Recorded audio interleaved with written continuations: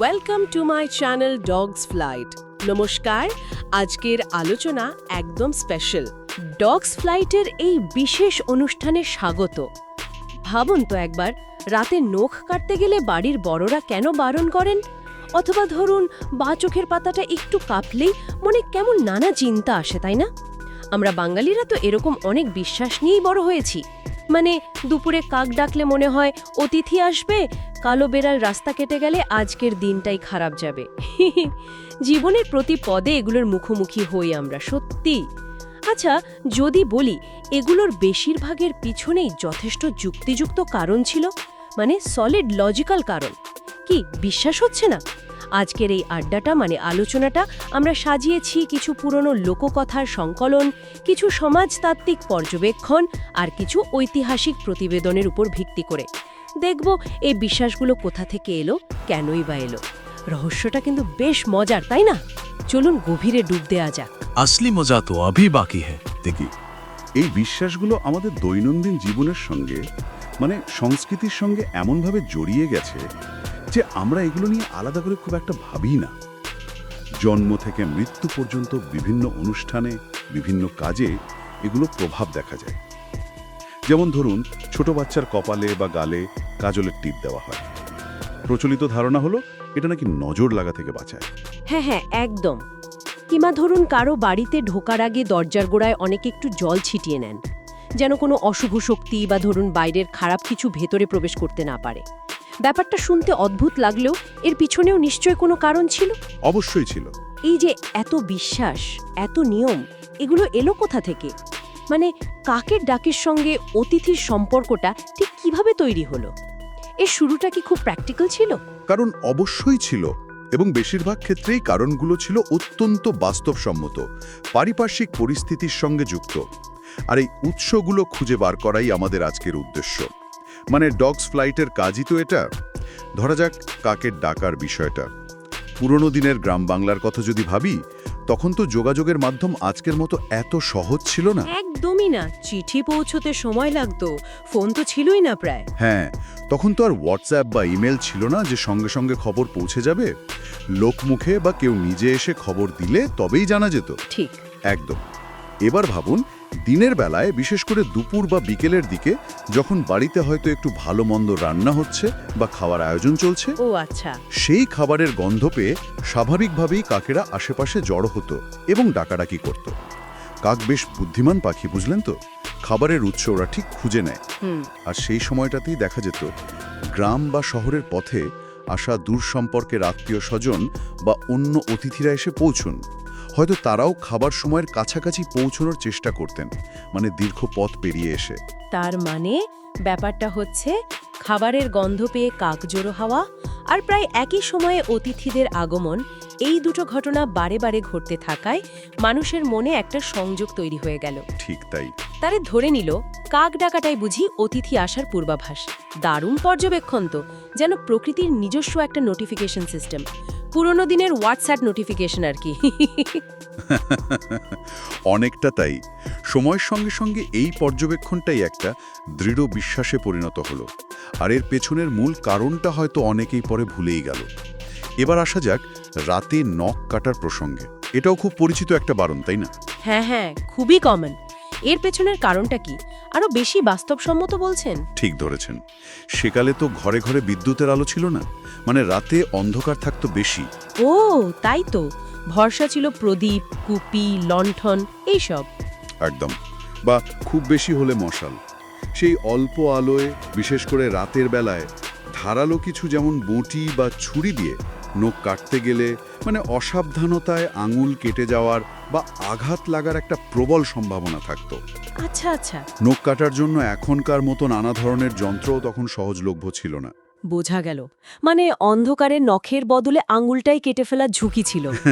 তাই সুরক্ষার কথা ভেবেই বাড়ির বয়স্করা এই নিয়ম চালু করেছিলেন যে রাতে নখ কাটা চলবে না। একদম। এটা ছিল তখনকার দিনের সাপেক্ষে একটা জরুরি সেফটি মেজার, মানে সুরক্ষামূলক ব্যবস্থা। কিন্তু পরবর্তীকালে এর সঙ্গে ধীরে ধীরে নানা অমঙ্গল বা অশুভ বিষয়ের ধারণা যুক্ত হতে শুরু করে। মানুষ মূল কারণটা ভুলে গিয়ে এটাকে একটা অলিখিত নিয়ম বা ধরুন কুসংস্কারে পরিণত করে ফেলল। আজকের দিনে যখন পর্যাপ্ত আলোর ব্যবস্থা আছে তখনও অনেকেই পুরনো অভ্যাসটা বা বিশ্বাসটা আঁকড়ে ধরে আছেন। সত্যি ভাবলে অবাক লাগে কি করে একটা সাধারণ সুরক্ষার নিয়ম সময়ের সাথে সাথে কুসংস্কারের চেহারা নেয়। আচ্ছা, আরেকটা খুব চালু বিশ্বাস হলো চোখ কাঁপা নিয়ে। ডান চোখ কাঁপলে নাকি ভালো খবর আসে, আর বাঁ চোখ কাঁপলে খারাপ কিছু হওয়ার আশঙ্কা থাকে। আমার তো পরীক্ষার আগে টেনশনে বাঁ চোখটা নেচেই চলে। এর পেছনে কি কোনো বৈজ্ঞানিক বা শারীরিক কারণ আছে? অবশ্যই আছে। চিকিৎসা বিজ্ঞানের ভাষায় যাকে মায়োকিমিয়া বা চলতি কথায় আই টুইচিং বলা হয়, আই টুইচিং, হ্যাঁ। সেটা আসলে চোখের পাতার পেশির এক ধরনের অনিচ্ছাকৃত ও অনিয়ন্ত্রিত খিঁচুনি বা স্প্যাজম। এটা কোনো বড় রোগ নয়, কিন্তু বরং কিছু সাধারণ শারীরিক অবস্থার প্রতিফলন। যেমন কি কি কারণ এটা হতে পারে? ক্লান্তি, হ্যাঁ, অনেক কারণেই হতে পারে। যেমন অতিরিক্ত ক্লান্তি, মানসিক চাপ বা স্ট্রেস, ঘুমের অভাব, একটানা চোখের ওপর বেশি চাপ পড়া, যেমন ধরুন বেশিক্ষণ ধরে কম্পিউটার বা মোবাইল দেখা।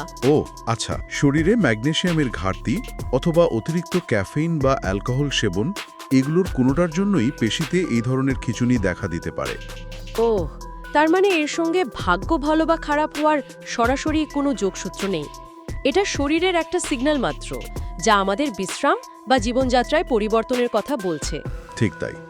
কিন্তু পুরনো দিনের মানুষ যখন এই শারীরিক লক্ষণের কারণ জানতেন না, তখন তারা এর একটা অর্থ খোঁজার চেষ্টা করতেন। মানে মানব স্বভাব অনুযায়ী অজানা বিষয়ের একটা ব্যাখ্যা তৈরি করে নেওয়ার প্রবণতা থাকে। তো হ্যাঁ, তা তো থাকেই। সেই থেকেই হয়তো ভালো বা খারাপ কিছুর পূর্বাভাস হিসেবে এটাকে ধরে নেওয়ার ধারণা জন্মায়। শরীরের দেওয়া একটা আপাত রহস্যময় সংকেতকে তারা ভবিষ্যতের আয়না হিসেবে দেখতে শুরু করেন। ব্যাপারটা বেশ আকর্ষণীয়। যুক্তির চেয়ে অনেক সময় ব্যাখ্যার প্রয়োজনটাই বড় হয়ে দাঁড়ায়। আচ্ছা, এই প্রসঙ্গে আরেকটা বিশ্বাসের কথা মনে পড়ছে, আয়না ভাঙা। বলা হয় আয়না ভাঙলে নাকি 7 বছর ধরে দুর্ভাগ্য পিছু ছাড়ে না। এটা শুনলে তো সাবধানে রাখাই ভালো। এর উৎপত্তি কোথায়? এর পিছনেও মূলত অর্থনৈতিক এবং কিছুটা মনস্তাত্ত্বিক কারণ ছিল।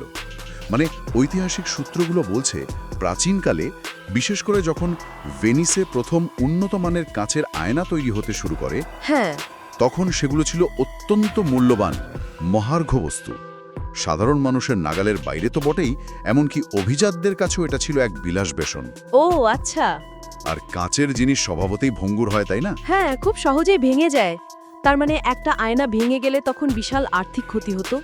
অনেকটা আজকের দিনে একটা দামি আইফোন বা ল্যাপটপ হাত থেকে পড়ে ভেঙে যাওয়ার মতো ব্যাপার। তুলনাটা মন্দ নয়।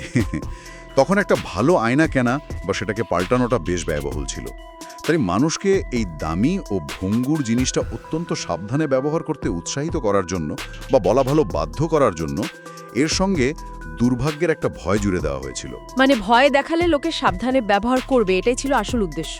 হ্যাঁ, আয়না ভাঙলে অমঙ্গল হবে, ভাগ্য খারাপ হবে, এই ভয়টা মানুষকে অনেক বেশি সতর্ক করে তুলত। কিন্তু ওই 7 বছরের ধারণাটা কিভাবে এলো? নির্দিষ্ট করে 7 বছর কেন? অন্য কিছু নয় কেন?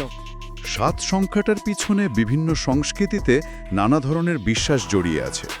যেমন ধরুন, প্রাচীন রোমে মনে করা হতো মানুষের জীবনচক্র প্রতি 7 বছর অন্তর পরিবর্তিত হয়। ও, ইন্টারেস্টিং। তাই হয়তো ধারণা করা হয়েছিল ভাঙা আয়নার প্রভাব বা সেই দুর্ভাগ্য কাটিয়ে উঠতে ওই একটা সম্পূর্ণ জীবনচক্র, অর্থাৎ 7 বছর সময় লাগবে। এটা গল্পটাকে আরো জোরালো এবং ভীতিপ্রদ করে তুলেছিল আর কি। দারুণ। এখানে মজার বিষয় হলো কিভাবে একটা আর্থিক ক্ষতির ভয়কে দীর্ঘস্থায়ী দুর্ভাগ্যের ভয়ে রূপান্তরিত করে মানুষের আচরণ নিয়ন্ত্রণের চেষ্টা করা হয়েছিল। সত্যিই দারুণ। তার মানে দেখা যাচ্ছে প্রায় প্রত্যেকটা এই ধরনের বিশ্বাসের পেছনেই লুকিয়ে আছে কোনো না কোনো সামাজিক, অর্থনৈতিক বা পারিপার্শ্বিক কারণ। আচ্ছা, সব কি তাহলে জেনে গেলাম, নাকি আরও কিছু বাকি আছে? মনে হচ্ছে আসল মজাটা এখনো বাকি। দাঁড়াও গুরু, শেষে আছে একটা টুইস্ট, মিস করলে আফসোস হবে। তবে তার আগে একটা প্রশ্ন জাগছে মনে। কি প্রশ্ন বলুন? প্রশ্নটা হলো, এই কারণগুলো তো আমরা এখন জানতে পারছি, যুক্তি দিয়ে বুঝতে পারছি, কিন্তু আজকের এই বিজ্ঞান ও প্রযুক্তির যুগেও যখন তথ্যের কোনো অভাব নেই, তখনও এই বিশ্বাসগুলো সমাজে, বিশেষ করে পুরনো প্রজন্মের মানুষের মধ্যে এত প্রবলভাবে টিকে আছে কি করে? এমনকি নতুন প্রজন্মের অনেকেও এগুলোকে পুরোপুরি উড়িয়ে দিতে পারে না। এর কারণ কি? এটা অত্যন্ত প্রাসঙ্গিক একটা প্রশ্ন। এর পিছনে একাধিক কারণ কাজ করে। প্রথমত, অনেক ক্ষেত্রেই এই বিশ্বাসগুলো এক ধরনের মানসিক আশ্রয় বা স্বস্তি দেয়। মানে দেখুন, জীবন সবসময় আমাদের নিয়ন্ত্রণে থাকে না, তাই না? অনেক অনিশ্চয়তা, অনেক অজানা ভয় আমাদের ঘিরে থাকে। তা তো বটেই। এই বিশ্বাসগুলো তখন সেই অনিশ্চয়তার মুখোমুখি দাঁড়িয়ে একটা ব্যাখ্যা বা কাঠামো খুঁজে পেতে সাহায্য করে।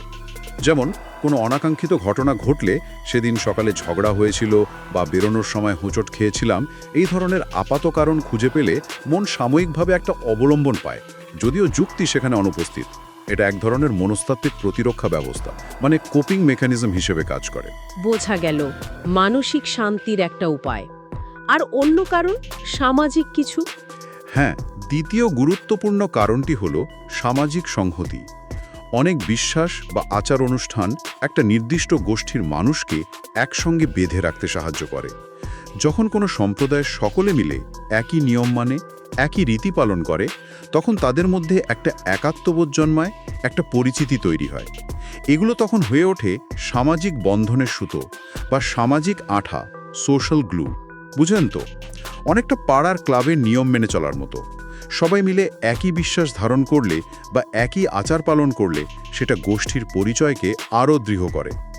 খুব ইন্টারেস্টিং পয়েন্ট। একদিকে ব্যক্তিগত মানসিক শান্তি, অন্যদিকে সামাজিক একতা। এই দুটো মিলিয়েই কি বিশ্বাসগুলো প্রজন্মের পর প্রজন্ম টিকে থাকছে? কিন্তু এর ফলে তো আজকের দিনে একটা অদ্ভুত পরিস্থিতিও তৈরি হয়েছে, তাই না? একটা প্যারাডক্স যেন। একদম। এটাই আধুনিক সময়ের একটা বড় প্যারাডক্স বা আপাত বিরোধাভাস।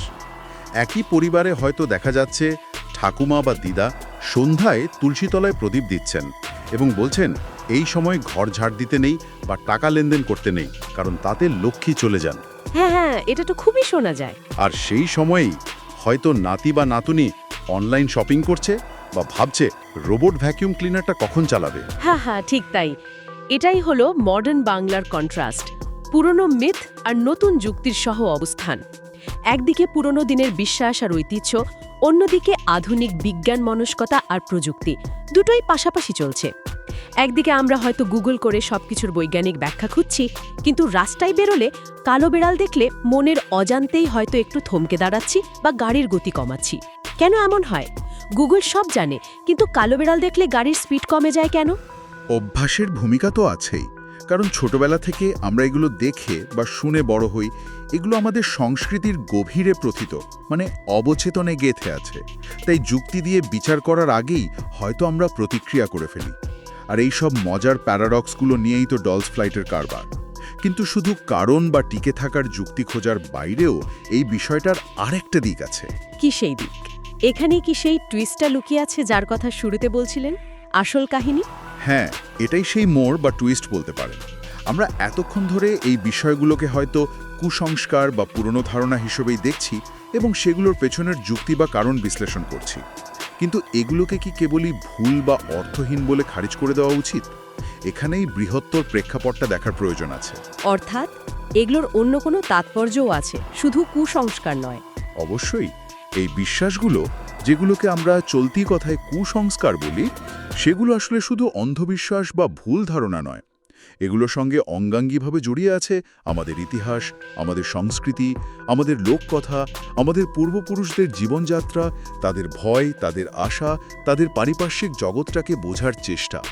প্রত্যেকটা বিশ্বাসের আড়ালে লুকিয়ে আছে একটা সময়ের গল্প, একটা সমাজের ছবি। ঠিক বলেছেন। যেমন কাক ডাকার বিশ্বাসটা আমাদের মনে করিয়ে দেয় সেই যুগের কথা, যখন যোগাযোগ ব্যবস্থা ছিল অনুন্নত, বা রাতে নখ না কাটার নিয়মটা তুলে ধরে সেকালের জীবনযাপনের অসুবিধা আর সুরক্ষার ভাবনাকে। আয়না ভাঙার ভয়টা মনে করায় তখনকার দিনের অর্থনৈতিক অবস্থা আর মূল্যবান জিনিসের প্রতি যত্ন নেওয়ার প্রয়োজনীয়তাকে। এগুলো তো আসলে এক একটা জীবন্ত ইতিহাসের টুকরো। একদম ঠিক। এগুলো এক অর্থে লোকজ্ঞানের ভাণ্ডার। প্রত্যেকটা আচারের পেছনে, প্রতিটি নিষেধাজ্ঞার পেছনে একটা সামাজিক যুক্তি বা মানসিক প্রয়োজন কাজ করত। হয়তো আজকের পরিবর্তিত পরিস্থিতিতে সেই প্রয়োজনটা ফুরিয়েছে বা অন্যভাবে তার সমাধান হচ্ছে, কিন্তু গল্পগুলো তো রয়ে গেছে। সেই গল্পগুলো আমাদের শিকড়ের কথা বলে। আজ আমরা বিজ্ঞানসম্মত ব্যাখ্যা জানি, যুক্তি দিয়ে বিচার করতে শিখেছি, কোনটা ঠিক আর কোনটা কেবলই ধারণা সেটাও বুঝতে পারি। কিন্তু তাই বলেই পুরনো গল্পগুলোকে, এই ঐতিহ্যকে সম্পূর্ণ মুছে ফেলাটা কি ঠিক হবে? না, মনে হয় না। কারণ জীবন তো শুধু শুষ্ক যুক্তি বা বিজ্ঞান দিয়ে চলে না, তাই না? জীবনের ছন্দের জন্য, সংস্কৃতির প্রবাহমানতার জন্য গল্পের প্রয়োজন আছে, ঐতিহ্যের ছোঁয়া দরকার। এই গল্পগুলোর মধ্যেই তো লুকিয়ে থাকে আমাদের পরিচয়, আমাদের বেড়ে ওঠার কাহিনী। ঠিক তাই, বিজ্ঞান আমাদের শেখায় জগৎ কিভাবে কাজ করে, তার নিয়মকানুন কি। আর এই লোকবিশ্বাস বা লোককথাগুলো আমাদের জানায় আমরা কারা, আমাদের অতীত কেমন ছিল, আমাদের পূর্বজরা পৃথিবীকে কিভাবে দেখতেন। এই দুটো দিক মিলিয়েই আমাদের সম্পূর্ণ পরিচিতি তৈরি হয়।